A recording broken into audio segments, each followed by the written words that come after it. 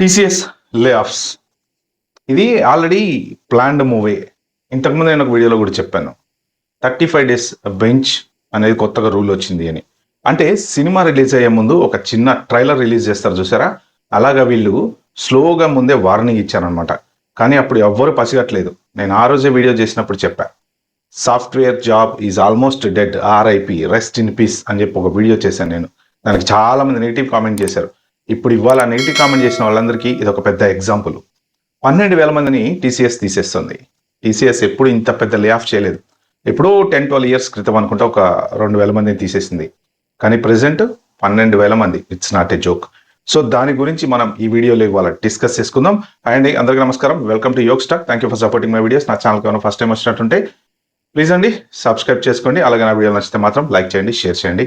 ఇంకా మనం టాపిక్లోకి వెళ్ళిపోదాం. టీసీఎస్లో 12,000 జాబులు పోవడానికి కారణం ఏంటి? అసలు ఏ జాబులు పోయినాయి?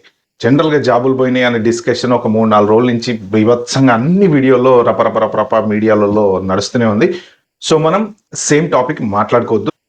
ఆర్టిఫిషియల్ ఇంటెలిజెన్స్ వలన జాబులు పోతున్నాయా, లేదు మన స్కిల్ వలన జాబులు పోతున్నాయా, అసలు ఎవరి జాబులు పోతున్నాయి? ఇవన్నీ కరెక్ట్గా ఆలోచిస్తే మీరు నిజంగా ఆర్టిఫిషియల్ ఇంటెలిజెన్స్ వల్ల జాబులు పోతున్నాయి అంటే అది 100% correct. There is no doubt about it. TCS 12,000 ఇప్పుడు తీసేసింది కదా.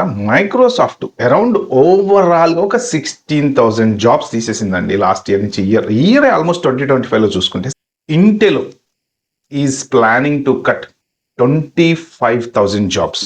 తర్వాత వాళ్ళు యూరోప్లో, పోలాండ్లో వాళ్ళకున్న కంపెనీస్ అన్ని క్లోజ్ చేసి ఇంటెల్ వాళ్ళు వియత్నాంకి షిఫ్ట్ అయ్యే ప్లాన్లో ఉన్నారు. ఎందుకు అంటే కాస్ట్ కటింగ్. ఫర్ ఎగ్జాంపుల్ ఒక షట్టర్ తీసుకుని చిన్న హోటల్ పెట్టాం.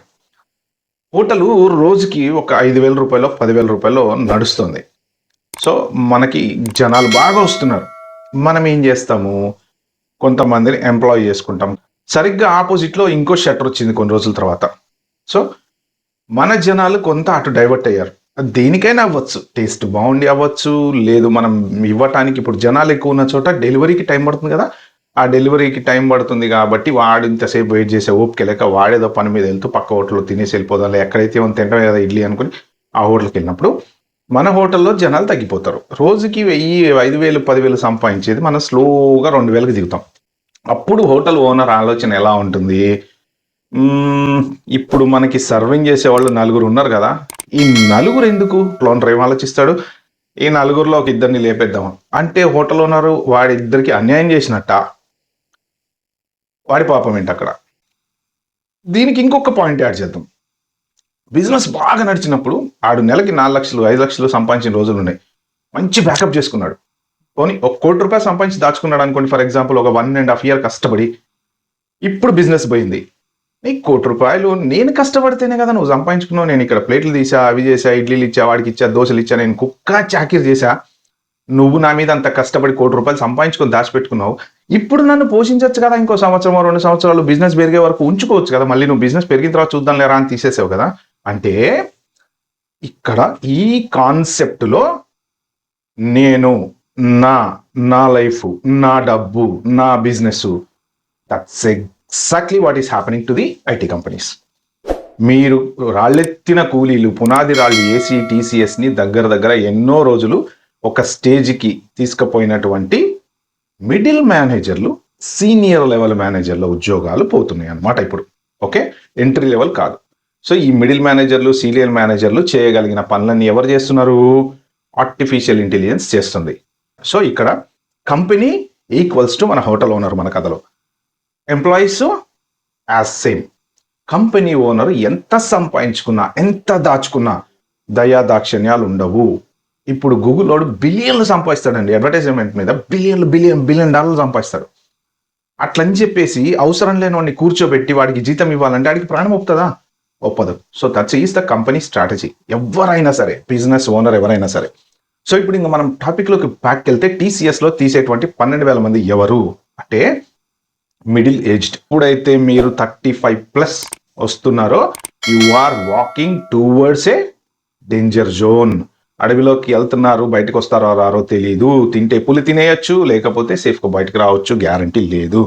అంటే బోల్డ్ మంది ఉన్నారు కదా సార్ ఐటీ కంపెనీలో 50 ఏళ్ళు 60 ఏళ్ళు వచ్చి ఇంకా పని చేసే వాళ్ళు, దాంట్లో రిటైర్ అయిన వాళ్ళు కూడా ఉన్నారంటే ఎస్ ఉన్నారు భయ్య, కానీ those days are gone. TCS ఏదైతే చెప్పిందో 12,000 జాబ్స్ ఒక్క టీసీఎస్ తోని ఆగదు.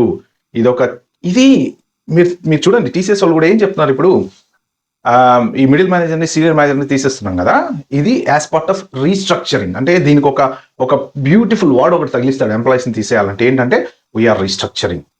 ఏముంది బూడిద రీస్ట్రక్చర్ చేసేది, టేబుల్ టైర్లు తీసుకు పక్కన వేస్తారా, లేకపోతే ఫ్యాన్లు తీసి అడ్డు పెడతారా, లేకపోతే ఏసీలు తీసి మారుస్తారా? ఉన్న ఎంప్లాయీస్ని పీక్ పాడేసి రీస్ట్రక్చరింగ్ అంటారు. దానికి ఏం రీస్ట్రక్చరింగ్? వాళ్ళు ఏం చెప్తున్నారంటే ఈ జరిగేటువంటి డెవలప్మెంట్కి ఉండేటువంటి స్కిల్కి మ్యాచ్ అవ్వట్లేదు అని చెప్పి ఆ సీఈఓ చెప్పారనమాట, కృతివాసన్ అనుకుంటా. అంటే దాని అర్థం ఏంటి అంటే, ఈ యంగ్ పిల్లలు ఎవరైతే ఉన్నారో యూనివర్సిటీ పాస్అవుట్లు, వాళ్ళు కొంత నేర్చుకునేటువంటి ఛాన్స్ ఈజీగా ఉంటుంది. వాళ్ళకి ఏంటంటే ఈజీ ఎక్కుతుంది. మనం ఆ ఏజ్ నుంచి వచ్చిన వాళ్ళమే కాబట్టి ఆ ఏజ్లో బ్రెయిన్ షార్ప్గా పనిచేస్తుంది, ప్లస్ బర్డెన్స్ ఉండవు. ఒక నేచర్కి అలవాటు పడిపోతారు చాలా మంది. టీసీఎస్ అంటే ఏంటంటే గవర్నమెంట్ జాబ్, టెన్షన్ ఏం లేదు, వర్క్ ఉండదు, ప్రెజర్ ఉండదు, టెన్షన్ ఉండదు, వర్క్ ఉంటుంది, కానీ ఎప్పుడు పీకరు, హ్యాపీగా వెళ్ళొచ్చు రావచ్చు అని నాతో చాలా మంది అనేవాళ్ళు టీసీఎస్ గురించి. బట్ ఇప్పుడు ఏమైంది, ఇప్పుడు తంతే బాలగిరి పడినట్టు పడ్డారు అందరూ. సో కాబట్టి ఏ కంపెనీ కూడా సేఫ్ కాదు, ఏ కంపెనీకి ఏ ఎంప్లాయీ కూడా అంత ఇంపార్టెంట్ కాదు. నువ్వెవడో, తాజ్మహల్కి రాళ్ళెత్తిన కూలీలు ఎందరో అని చెప్పి మన పాత కథల్లో విన్నాం కదా, అందరు ఈ చేతులు నరికేస్తారు కదా మన తాజ్మహల్ స్టోరీలో. సో ఎగ్జాక్ట్లీ వాళ్ళకి ఇన్ని రోజులు కష్టపడ్డావు, నా కంపెనీని ఇంత నిర్మాణం చేసావు, no they don't care.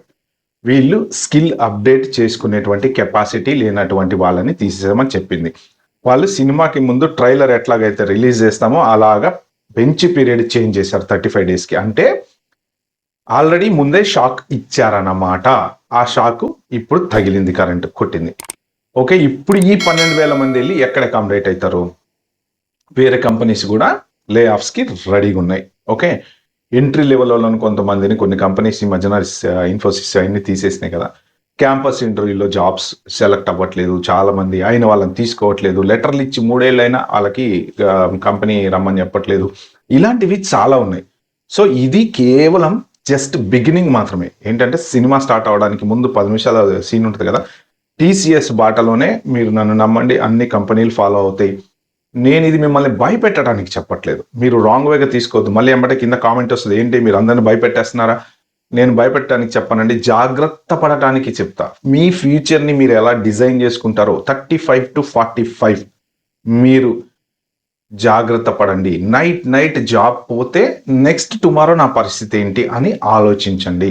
Next 2 years తర్వాత ఎంట్రీ లెవెల్ జాబులు ఉండవు. ఎందుకు ఉండవు అంటే, ప్రజెంట్ ఏదైతే డెవలప్మెంట్కి అందరూ ఇన్వెస్ట్మెంట్ చేస్తున్నారో, గూగుల్, టీసీఎస్, వాట్ ఎవర్, ఈ you name it, they have it, any company. Okay, ఈ డెవలప్మెంట్ అంతా కంప్లీట్ అయ్యి మొత్తం బయటకు వచ్చిన తర్వాత within the next 2 years మీకు ఇంకా ఈ జాబ్స్ ఉండవు. ఇంకా absolute it's gone, definitely it's gone. By 2030 everything is gonna be changing అండి.